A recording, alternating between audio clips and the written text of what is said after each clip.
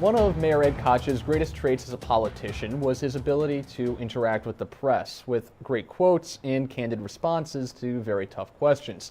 Joining me now to share their thoughts on Koch's passing and much more is our reporter Roundtable, Capital's best journalists who join us each week. With me tonight in the studio are Casey Seiler of the Times-Union and Susan Arbetter from the Capitol Press Room. And from Syracuse, we are joined by YNN's own Bill Carey. Everyone, thanks very much for being here. Good to be here. Yeah.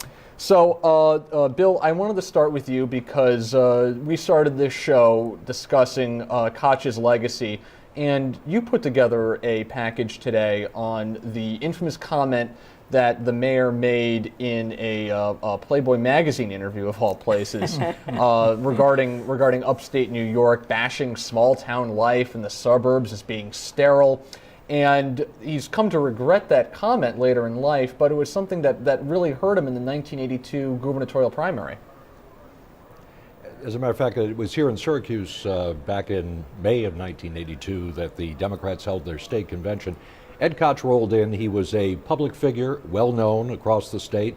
He had been talked about as the candidate for the Democrats for governor for that year, running against the lieutenant governor who was actually little known at that point, Mario Cuomo.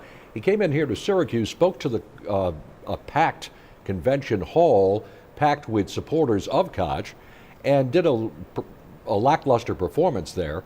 Cuomo comes out, does a speech that was very close to what he did 2 years later at the Democratic National Convention in 1984, and just wowed the convention. They ended up giving Koch the designation, but leaving that convention that day, a lot of the delegates were saying, you know, maybe we got this wrong. And in September of that year, the voters told them they got it wrong. They gave the nomination to Cuomo in a primary. He went on to win. It was funny because Koch really didn't put his heart into that campaign. I think it was David Garth who said later that he sat and talked with Ed Koch about the campaign and just got the impression that he really didn't want to run. But he had been talked into running. He gave it a shot and went back to New York City.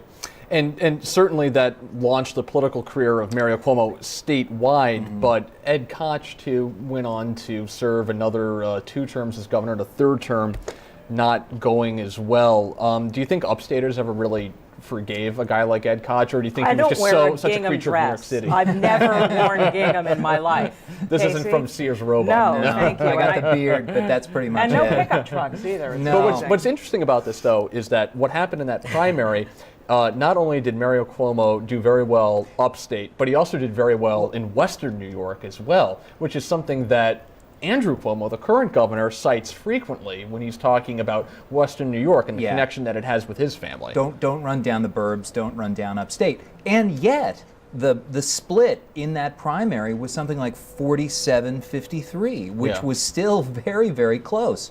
So you wonder if Koch had perhaps put a little bit more into it if he had not made those comments to Playboy magazine. And for a guy who looked like Koch, the idea of being undone by People magazine is just remarkable. Yeah, why would you do something like that? I mean, he's a very savvy politician. I think that he has New Yorker, New Yorkers' view of the world problems where everything ends at 9th Avenue and nothing else matters. And yet, one thing that's very interesting about Ed Koch's legacy, and there was a very, very great obit on BuzzFeed today by Ben Smith, and he talked a lot about the Ed Koch coalition that he was able to put together. Manhattan real estate interests and outer borough ethnic voters.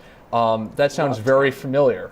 It's what Andrew Cuomo actually built up to this day. Mayor Michael Bloomberg had that. Rudy Giuliani had that. So Koch recognized in 1977 what that coalition was and how to win a citywide election. It's almost like Bill Clinton took a page out of Koch's book by that triangulation, except at the federal level. Think also about what the impact would have been. What the impact would have been had Koch ended up winning that primary. We would not have an Andrew Cuomo in office right now. No, that's chances are he wouldn't have made the progress that he's made. Well, and don't forget also that was a very close general election for Mario Cuomo too. Louis Lehrman was running that year. This was after Hugh Carey was leaving office at that time, And Louis Lehrman ran a very, very close campaign against Mario Cuomo, who also would go on to serve 3 terms. Great suspenders. That's right. I do want to get to another issue involving the current governor, Andrew Cuomo, and that is his precipitous poll drop that we saw this week from Quinnipiac. He went from a high of 74% approval rating, which may have been inflated a little bit from his handling of Superstorm Sandy, down to 59%. And that was something that the governor insisted even before the poll came out this week that was due to the gun control law passing. And the governor's response was, well, God gives you political capital to spend. You don't build up your bank by just hoarding it. Yeah. And clearly, the gun law, the passage of the SAFE Act definitely hurt him. But at the same time, at 59, I think it was 59-28, that's still a 2-to-1 margin, well, that's which is what Mickey Carroll was saying. Yeah. Interestingly enough, Mickey Carroll went back on that the day after. I'm wondering why. Came back on it and said, well, you know what? It's really just the gun issue. That's right. Because the gun issue is a specific issue. Bill, and how is this playing in your neck of the woods in central New York, where obviously with upstate voters in certain pockets of the area, there are very much people who are firearms advocates, firearms enthusiasts. They drive how is this how is this playing with upstate residents, do you think? We've actually had some pretty angry meetings this week throughout the area as state officials have gone out to try to explain this new gun law. A lot of groups supportive of gun rights have shown up, in some cases have shouted down state officials as they were trying to explain it. And what the state officials have been saying is, look, this is law now. We're trying to help you understand what the impact will be. But again, the pro-gun lobby at this point is not letting up as far as the pressure on the state to at least backtrack a little bit on this legislation, although it's probably unlikely they'll make any major changes. Yeah. Well, how much of this is also not due necessarily to the content of the law, which is very technical, which is very long, it's 78 pages, but also the way in which it passed. There were no public hearings. It has this message of necessity that the governor has used not as frequently as his immediate predecessors, but he has used for very, very controversial laws, including the Tier 6 measure, the tax code rejiggering that kept part of the millionaire's tax. And what the governor has said, and he even said it in a meeting with the Times Union's edit board earlier this week, is that look, you're never going to get a law like this passed without the message of necessity, and it's not simply for the governor's reasons, it's also for the legislature's reasons. It was a political moment, and this is what you do in politics. You use whatever tools that you have at your hand to get something through. You're going to get the protest before, or you're going to get it after. And if it comes after, you've got the bill and you've got the protest. And Bill, the governor clearly thinks that the political capital was worth spending here. Is there anything that he can get voters back on his side? Do you think any other issue that he's got that he's moving forward with this legislative session that he can maybe get that up? Yeah, the big one this year is going to be minimum wage. If he can get that through, I think that solidifies a lot of his base and also appeals to a lot of people who were also intrigued by the Occupy movement and the fact that they still see the 99% fighting for their share of things.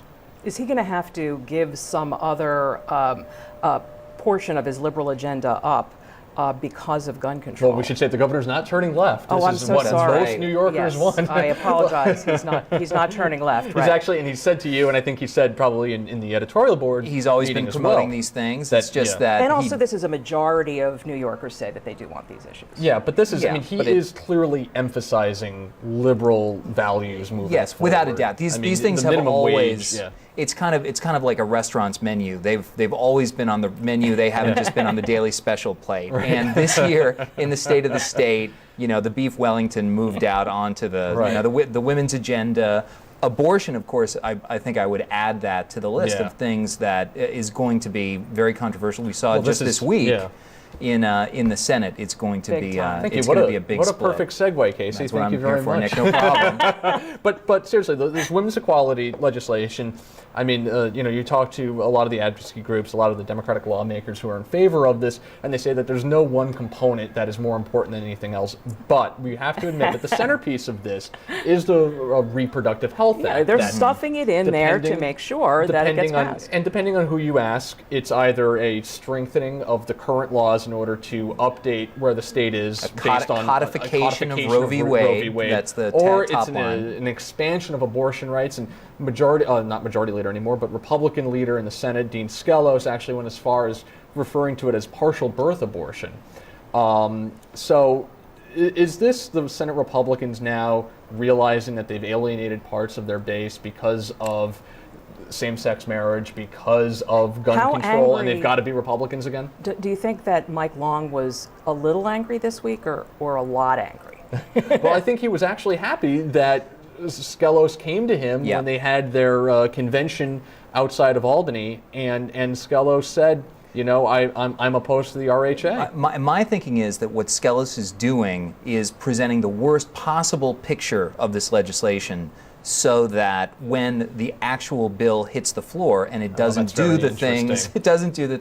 it doesn't, for example, Right. allow for the so-called partial birth abortion or exceedingly late-term abortion, that kind of thing. But it does allow people who aren't doctors to perform abortions, That's which true. means more abortions may take place. And that seems like it could be something that is ripe for further honing of the language. And when that happens, Dean Skelos can step back and say, aha, see the bill that Look has at what resulted it's- from my good work. Very similar to what he did with the gun control law, Yes. where they sought to get a lot of provisions in there to strengthen anti-crime measures as well. Bill, in your area, you've got one member of the Independent Democratic Conference out there, Dave Valesky. What sort of role do you think the IDC is going to have to play in order to get the women's equality package on the floor? Obviously, this is one of those social issues that Cuomo wants to get done. The IDC played a pretty pivotal role in getting that gun control law passed. What sort of role do you see here for Valesky, Klein, and all the rest?